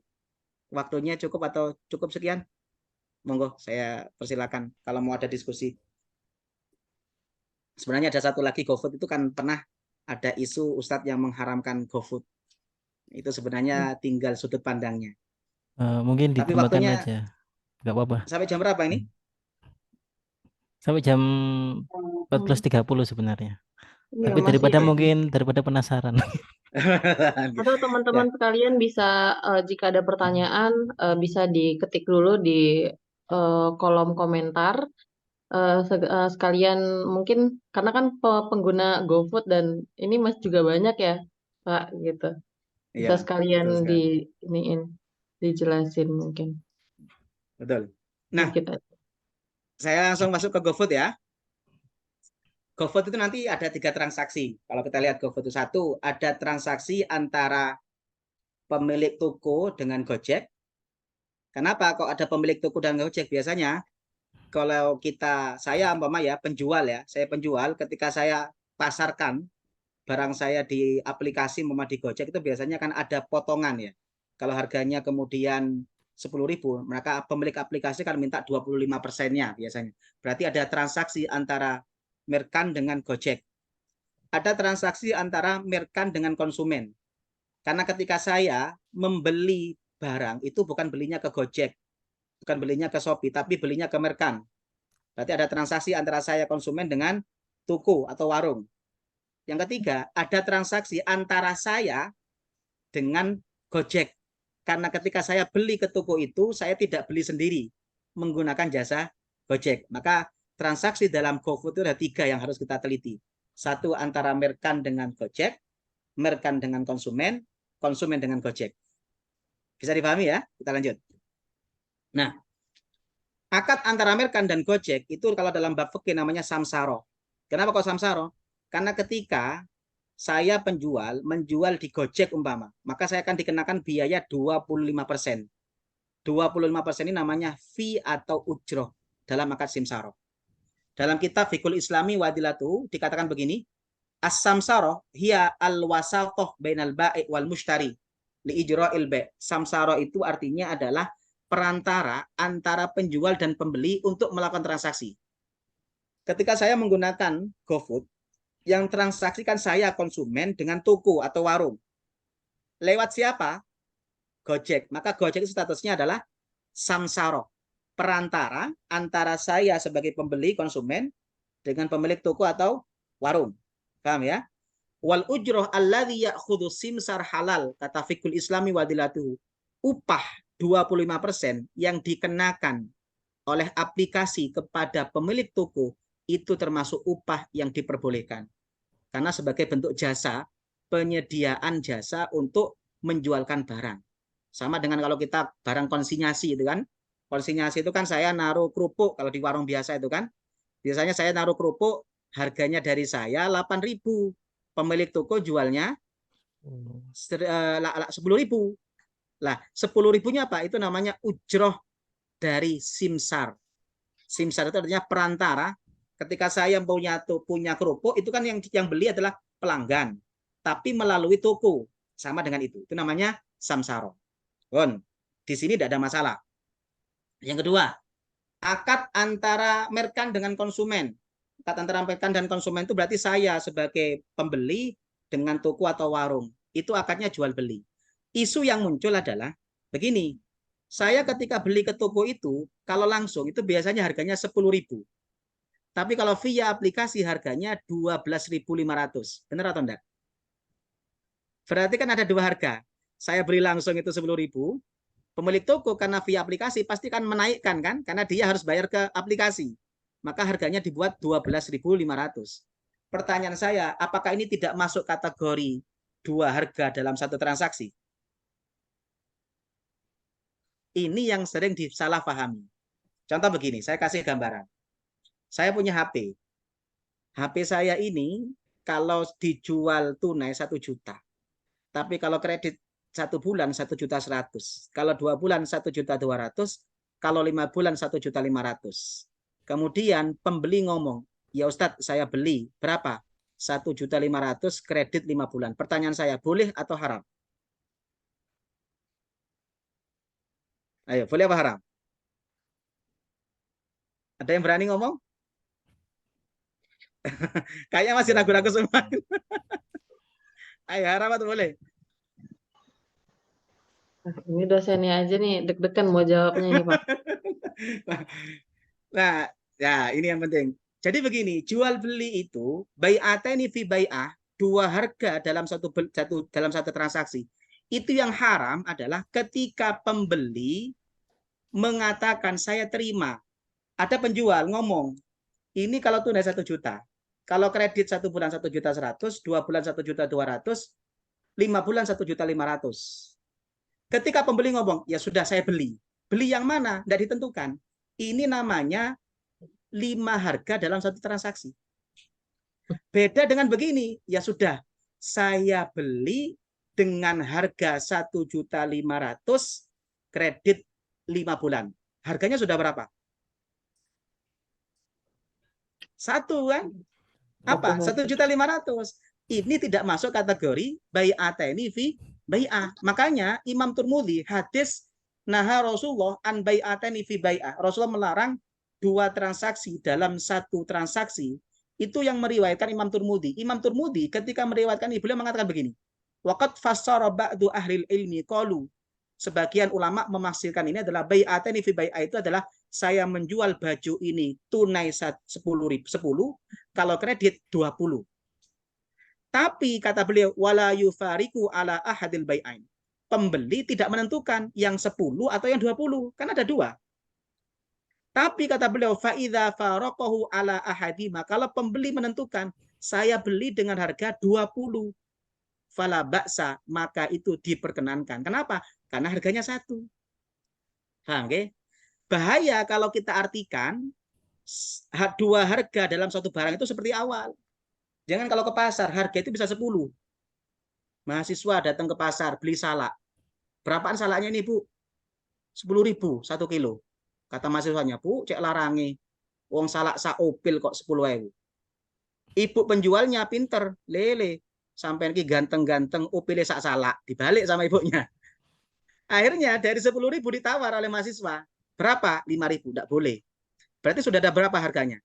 2 kan? 10, 5. Ditawar 5 nggak bisa. Ditawar lagi 9.000. Mahasiswanya nawar 6.000.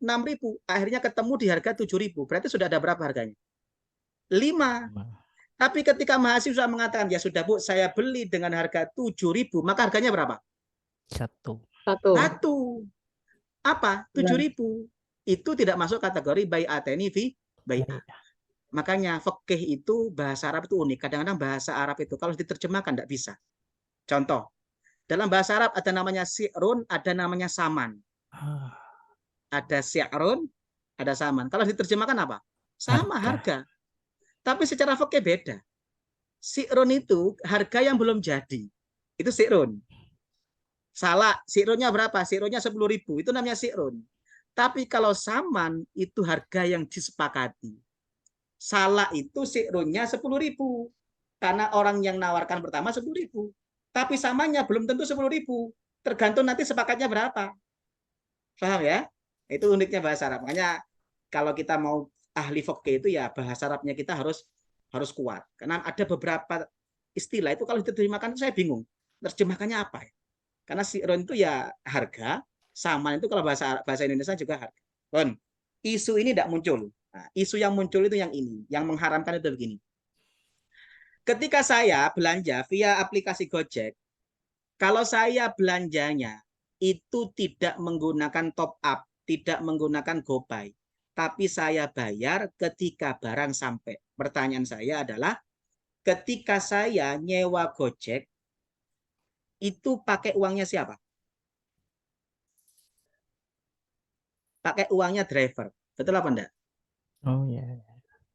Berarti di situ muncul hutang piutang. Benar atau enggak? Iya. Nah, ini kayaknya mau jadi haram ini. Ini mau pilih yang haram atau yang halal nanti ini? Kembali lagi isunya. Kan ini pokoknya kalau muncul hutang itu agak riskan. Kayak tadi itu juga muncul hutang kan? Ini muncul hutang. Dari mana munculnya hutang? Saya belanja ke satu toko. Saya bayarnya setelah nyampe. Itu kan berarti bukan uang saya. Saya dihutangi oleh driver karena uangnya driver. 1. Berarti di situ ada hutang piutang. Yang nomor 2, ada ijaroh. Apa ijarohnya? Ijarohnya adalah saya hutang ke orang. Nomor 2, saya menyewa orang yang menghutangi saya untuk nganterkan. Paham nggih? Iya, Pak Ndak? Saya ketika belanja via aplikasi GoFood, saya dihutangi uangnya oleh driver. sekaligus saya menyewa driver untuk nganterkan barang. Nah, beberapa ustadz yang mengharamkan seperti Ustadz Erwandi, beliau mengatakan ijaroh itu sewa itu sama dengan hukumnya jual beli. Padahal Rasulullah SAW mengatakan naha an bai'in wasalafin. Rasulullah melarang menggabungkan antara jual beli dan hutang piutang. Makanya kesimpulan beliau, GoFood itu haram. Kenapa? Di situ ada hutang piutang. Karena saya dihutangi oleh driver, sekaligus saya menyewa dia untuk nganter. Berarti haram atau halal?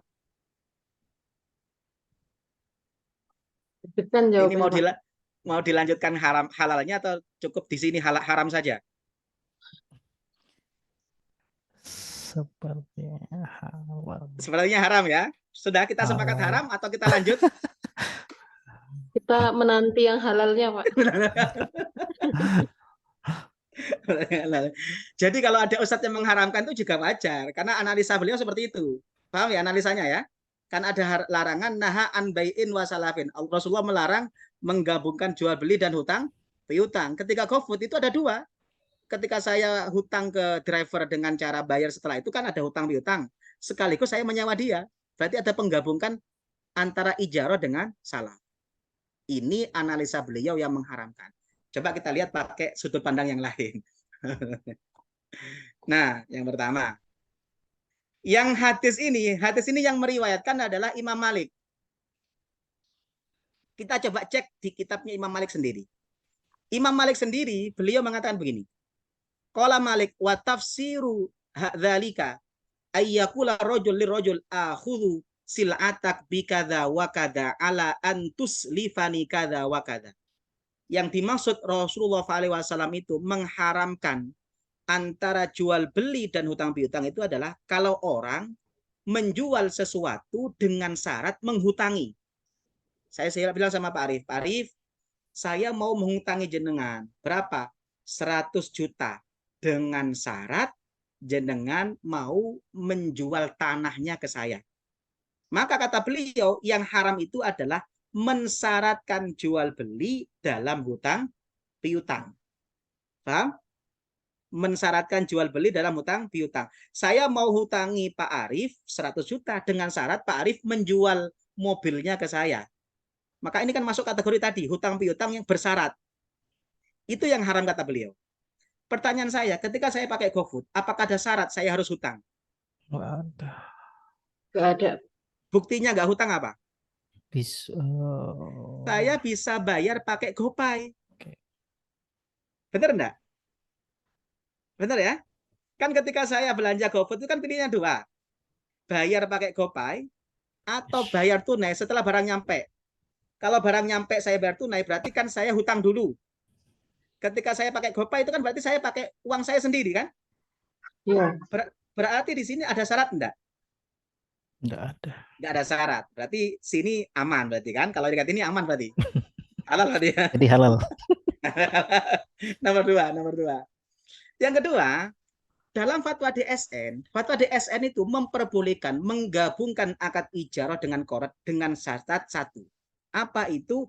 Syaratnya adalah yang namanya upah tidak dikaitkan dengan besarnya hutang.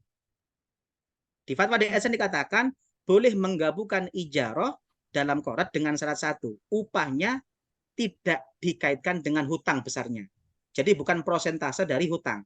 Pertanyaan saya, ketika saya menyewa Gojek untuk beli barang, kira-kira tarif Gojek itu berdasarkan berapa jumlah yang saya beli atau berdasarkan jarak?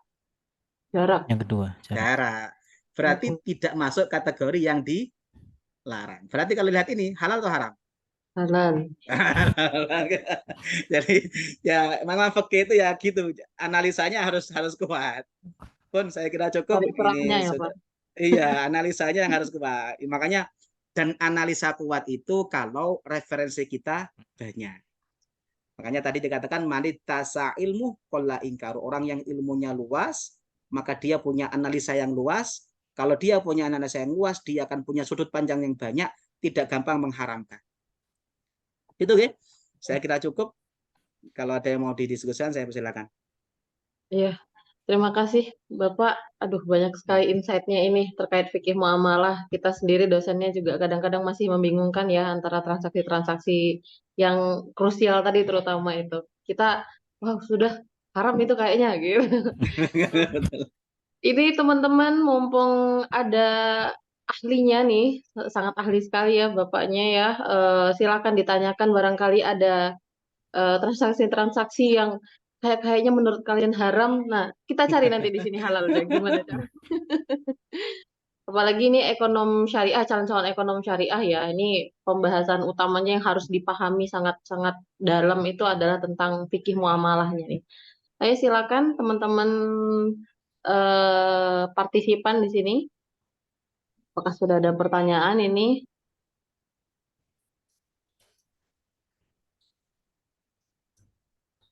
Karena belum ada pertanyaan, mungkin bisa saya mulai dulu ya Pak ya. Monggo. Mungkin pertanyaan yang mungkin sering terjadi gitu tadi. Nah, terkait masalah transaksi online nih, gitu. Tadi kan sudah dijelaskan bahwa kalau ada beberapa transaksi atau akad ketika menggunakan apa ya pilihan pembayaran tertentu itu justru nggak boleh karena itu masuk ke utang piutang gitu. Ada pertambahan manfaat di situ ya. Nah, eh, kan ada ayat yang merujuk pada antara dimingkum ya gitu, asal suka sama suka gitu, dan itu sudah diketahui seperti di marketplace yang berwarna oranye gitu. Nah, itu kan kadang-kadang sudah ada diketahui bahwa kalau kita mau pakai mendapatkan gratis ongkirnya atau mendapatkan potongan diskon berapa persennya gitu, itu sudah tertera. Nah, kita tinggal pilih nih. Oh, kalau misalnya mau bayarnya dapat diskonnya sekian, oh pembayarannya pakai ini. Kalau misalnya diskonnya hanya sedikit aja, oh cukup pakai top up di apa dompet digitalnya sendiri gitu. Nah, yang seperti itu apakah masih termasuk sudah dipersyaratkan di awal atau tidak gitu. Tadi kan ada kalau misalnya dia di akhir kan nggak ada masalah ya top upnya gitu ya. Nggak ada masalah, masih mendapatkan celah untuk halal. Nah, ini kalau Nggih, misalnya seperti itu bagaimana? nggih. Terima kasih. Ini ada yang memang sering salah dipahami.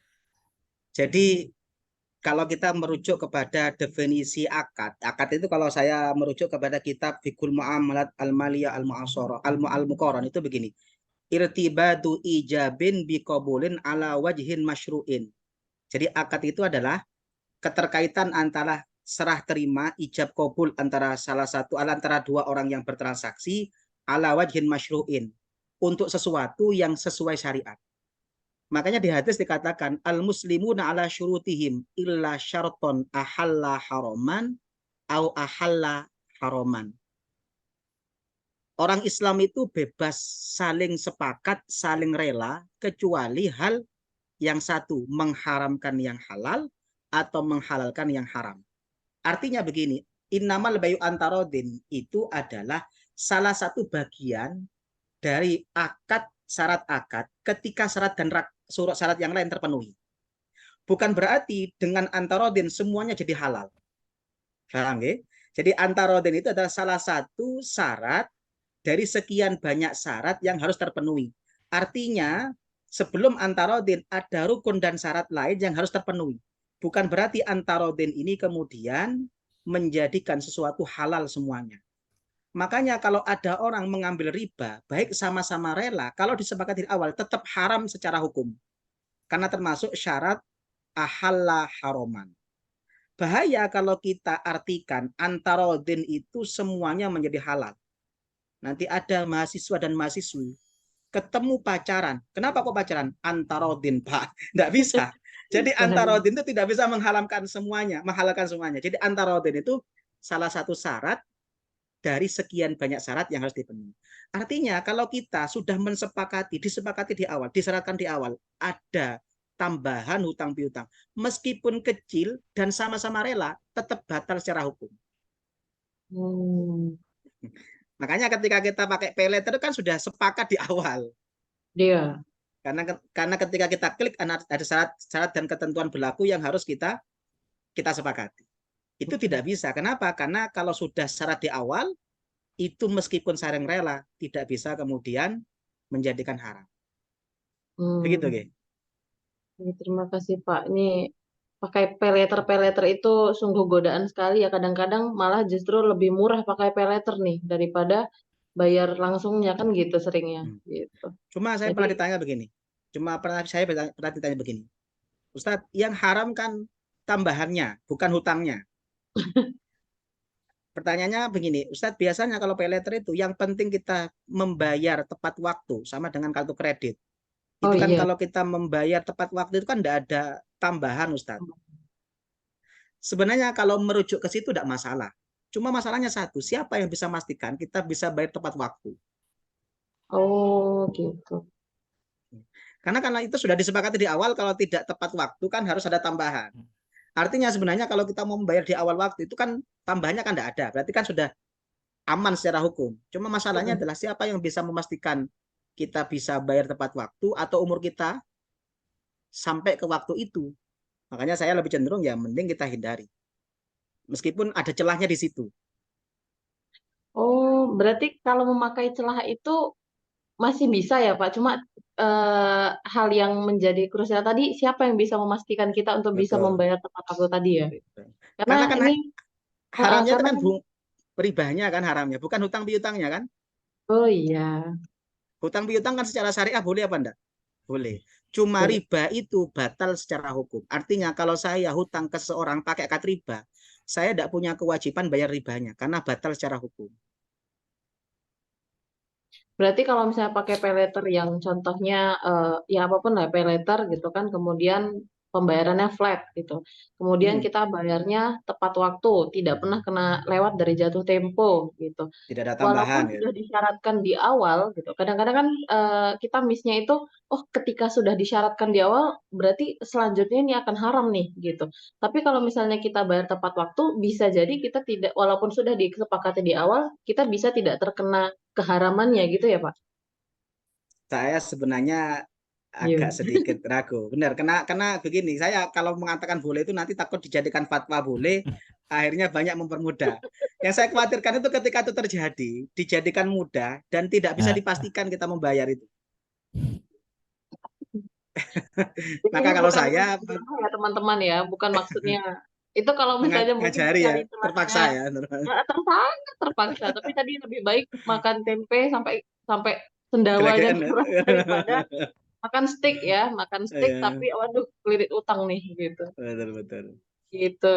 Saya ketika ditanya itu pasti saya lebih kepada menggunakan kaidah satu dari A. Kalau di usul fikih kita namanya satu dari A. Jadi menutup jalan untuk menuju yang haram. Yang nyerempet-nyerempet itu saya putus. Tapi kalau saya didesak, sebenarnya ada celahnya di situ. Tapi tidak saya anjurkan dan itu sangat karena dengan syarat itu sudah krusial. Dengan Iya. mensepakati syarat itu sudah krusial. Oke, gitu. Oke. Baik teman-teman, ada yang mau langsung bertanya aja sebelum kita di sini sudah mau masuk waktu Asar. asar ya ini. Oke. Ayo, di ruang ini chat. namanya ada yang bertanya nih. Namanya Xiaomi. Xiaomi. Ya. Ini mungkin apa audiens kita atau partisipan kita dari Cina ya. Mohon maaf izin bertanya Ustadz terkait transaksi jual beli dengan akad murabahah atau jual beli barang dengan cara angsuran yang pernah dilakukan di beberapa koperasi syariah. Sehingga apakah status transaksi tersebut diperkenankan dan aman gitu Ustadz? Dan apa landasan yang memperbolehkan transaksi tersebut? Nah ini murabahah mungkin yang terjadi di lembaga keuangan itu kan paralel itu ya gitu. Jadi belum dimiliki oleh lembaga keuangannya tapi sudah terjadi perjanjiannya. Oke. Silakan. Oke. Begini, yang perlu saya sampaikan, Islam itu tidak pernah melarang kita ngambil untung. Islam itu tidak melarang kita ambil untung. Jadi tambahan riba itu tambahan, tapi tidak setiap tambahan itu riba. Saya ulangi lagi, riba itu secara bahasa adalah tambahan, tapi tidak setiap tambahan itu adalah riba. Saya punya uang 1 juta, ketika uang 1 juta itu kemudian saya hutangkan, saya minta 100.000, maka 100.000 itu tambahan dan itu riba. Ketika saya punya uang 1 juta, saya belikan HP 1 juta, HP saya jual 1.500.000, maka 500 itu tambahan dan itu namanya ribih atau laba dalam jual beli. Jadi satu, masalah halal dan haram jangan pernah dikaitkan dengan halal haram, itu tidak ada kaitannya dengan mahal murah. Saya ngutangkan minta 50 meskipun 50.000 itu haram karena riba. Saya jual modal 1 juta, saya jual 2 juta, laba 1 juta, itu halal karena jual beli. Makanya inilah kenapa banyak orang-orang yang kemudian di Al-Quran ditegaskan dzalika bi annahum qalu innamal bai'u mithlur riba. Banyak orang mengatakan apa sih bedanya riba dan jual beli, wong podo-podo untung, podo-podo tambah. Tapi Al-Quran kemudian menjelaskan wa halallahul bai'a wa harrama riba. Memang setiap tambahan itu riba, tapi tidak setiap tambahan itu riba. Makanya Allah mengatakan wa halallahul bai'a wa harrama riba. Ini yang pertama yang perlu difahami bersama. Satu, makanya dalam akad itu namanya ada akad tijari, ada akad tabarru'i atau akad ghairu tijari. Kita boleh ambil untung pakai akad tijari. Tapi kalau pakai akad tabarru'i atau ghairu tijari, meskipun kecil tidak boleh ambil untung. Ini prinsip pertama. Maka ketika saya seperti tadi, saya menjual HP ini, harga tunai 1 juta, kredit 1.100.000, kredit 5 bulan 1.500.000. Kalau yang beli menyepakati 1.500.000 itu halal. Kenapa? Karena basisnya adalah jual beli kredit. Dan jual beli kredit lebih mahal dibandingkan tunai, itu diperkenankan. Teori ini pertama kali yang mengukuhkan kalau kita belajar tentang sejarah pemikiran ekonomi Islam adalah Imam Zaid bin Ali Zainal Abidin. Yang pertama yang harus difahami bersama. Dengan catatan 2, tidak ada denda. Makanya perbankan syariah ketika dia memang murni beli barang untuk dijual dengan harga mahal, itu kita sepakat boleh karena basisnya jual beli. Lah masalahnya begini, dalam fatwa MUI syaratnya murabahah itu harus transaksi murabahah itu terjadi setelah akad menjadi miliknya orang yang menjual. Karena kalau itu tidak terjadi, maka terjadilah yang namanya bai'ul fuduli. Bai'ul fuduli itu apa? Jual beli barang yang bukan miliknya. Nah, cuma masalahnya, jadi yang aman tuh begini, yang aman itu. Yang aman banknya beli barang, ini aman. Atau banknya yang menghubungi toko, menghubungi dealer untuk kemudian mengirim barang, ini aman. Yang krusial itu yang tipe kedua. Banknya ngasih uang ke nasabah untuk beli barang yang kemudian barang ini dijual kembali kepada nasabah. Inilah yang dikenal istilahnya al-murabahah bil wakalah. Jadi murabahah itu kan ada al-murabahah lil amir bisyira, ada murabahah bil wakalah. Murabahah bil wakalah begini. Saya sama Bu Rahmi mau beli mobil Fortuner. Nah, saya tanya, Bu Rahmi mau beli mobil Fortuner di toko mana, di dealer mana? Oh, di dealer ini Ustaz, di showroom ini Ustaz. Oke, showroomnya ditentukan. Warnanya apa? Warnanya putih Ustaz. Tipenya apa? Semuanya sudah clear ya, mau Sufa Fitima. Oke.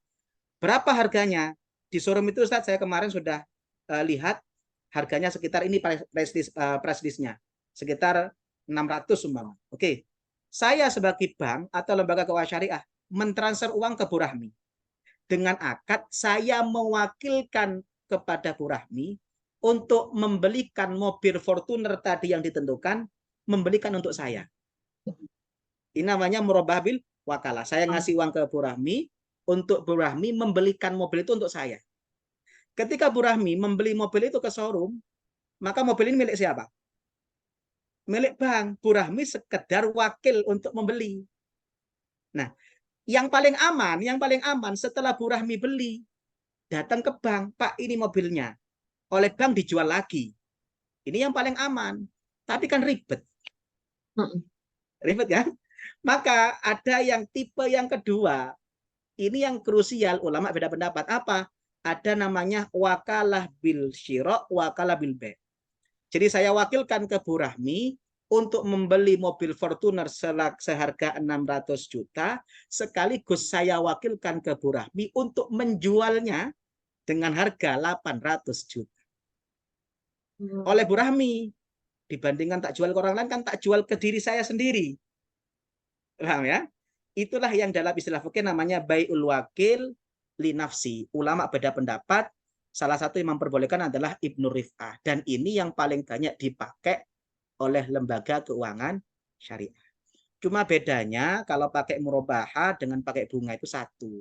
Kalau murabaha sepakat di awal tidak akan pernah berubah.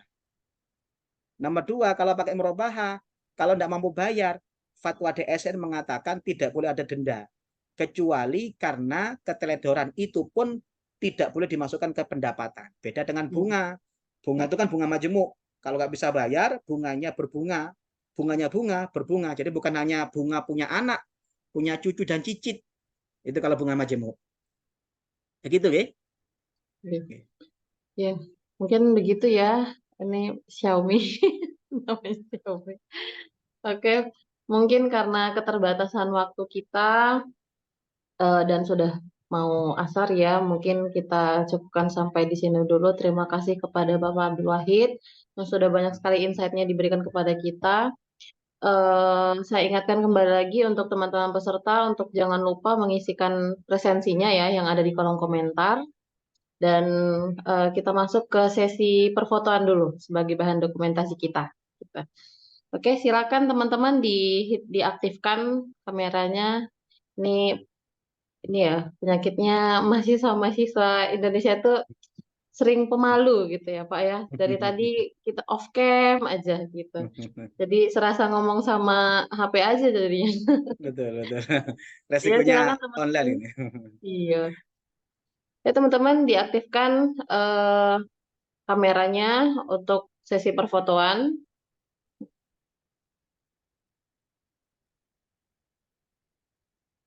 Kita tunggu ya selama 1 menit. Barangkali mungkin ada gangguan sinyal. Kita berhusnuzan aja dulu. Silakan teman-teman. Jangan lupa isi presensi dan boleh diaktifkan dulu kameranya untuk sesi dokumentasi kita.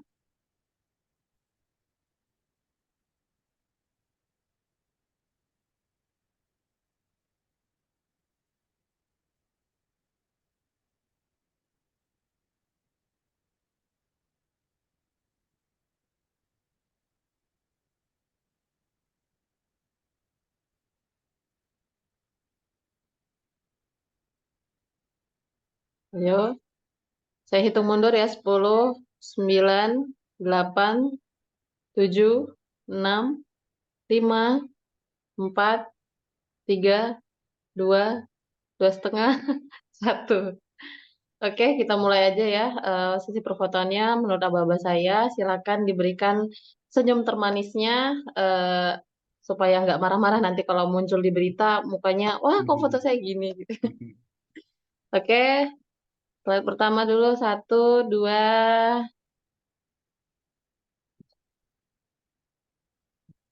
3.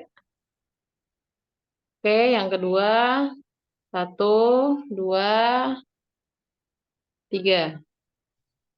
Oke, slide berikutnya 1, 2, 3. Slide berikutnya 1, 2, 3.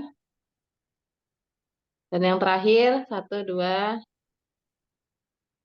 3. Oke, terima kasih banyak Bapak Abdul Wahid atas waktunya yang diluangkan untuk kita pada siang hari ini. Lebih dan kurang kita mohon maaf ya kalau misalnya ada diskusi yang kurang menyenangkan dari kami pihak Prodi Ekos. Itu saja dari saya tutup dengan pantun kembali, bukan mantan, bukan kekasih. Senyum-senyum setiap waktu. Cukup sekian dan terima kasih. Assalamualaikum warahmatullahi wabarakatuh. Waalaikumsalam warahmatullahi wabarakatuh. Terima kasih Izin, banyak Kang Wahid. sama-sama izin meninggalkan Zoom link. Waalaikumsalam Waalaikumsalam warahmatullahi wabarakatuh.